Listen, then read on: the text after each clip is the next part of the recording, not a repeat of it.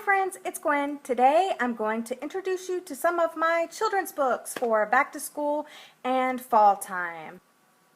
But let's get serious. The first examples that I will show you are any appropriate level of I can read or step into reading books regardless of the theme.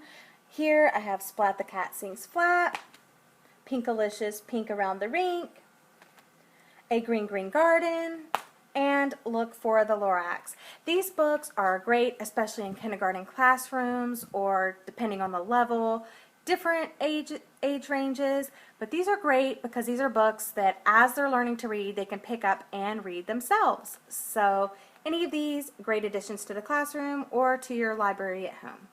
The second recommendation is a book that has a collection of books in it. Regardless, I just think this is great to have as a teacher or as a parent, because then you just have one book to cart around and it has many stories. Inside this is I Want to Be Somebody New, Sam and the Firefly, Stop That Ball, Robert and the Rose Horse, The Diggiest Dog, The Very Bad Bunny.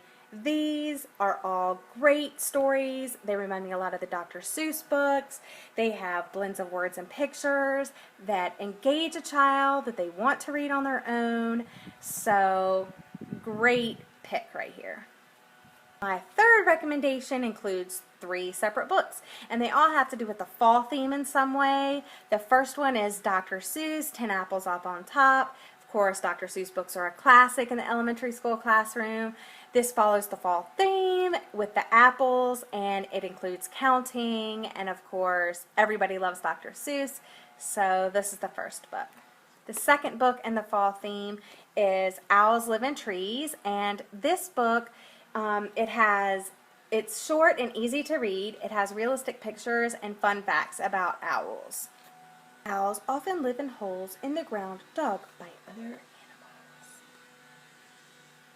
Can you believe it? It's a fun fact. And this is the Nutty Nut Chase.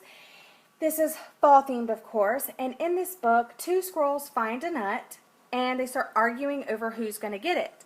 And their friends decide the best way to see who gets the nut is to have a race. So of course, the 2 squirrels and all of their animal friends race after this nut, and I don't want to spoil the ending, but something interesting happens. Next, of course, you have to have classics in your library, regardless what classroom. If you're in an elementary school classroom, you need to have books like Where the Wild Things Are. It's just a classic. Everybody has to read this book. All children have to read this book. So why not have it in your library? Yeah. Olivia and the School Carnival. It is Parents' Night, and the teacher puts Olivia in charge of coming up with a display, and she comes up with a carnival theme, and it turns out to be great fun. Not surprised. It's an Olivia book. Happy ending. Yay! Next is another classic, Library Lion. This book features a lion that is allowed to come and stay in the library as long as he doesn't break the rules. But does he end up breaking them? I don't know. You'll have to read and find out. It's a bit controversial. Shh. It's about burping. The next book is I've Been Burping in the Classroom.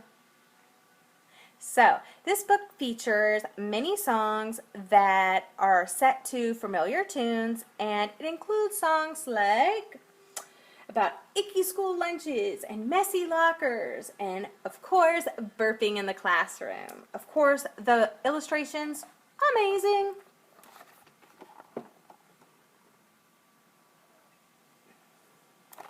I know, right? So, regardless of it being a little controversial, I still recommend it, because anytime you can get your kids to laugh and have fun, I think it's gonna be a great time, don't you? So, those are my recommended school books for back to school for kindergarten age students.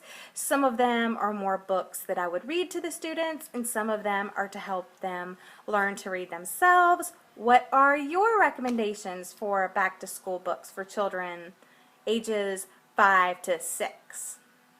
Also, don't forget to subscribe below. I'd love to have you come back and join me as I haul more children's books and other books. Have a great day. Bye.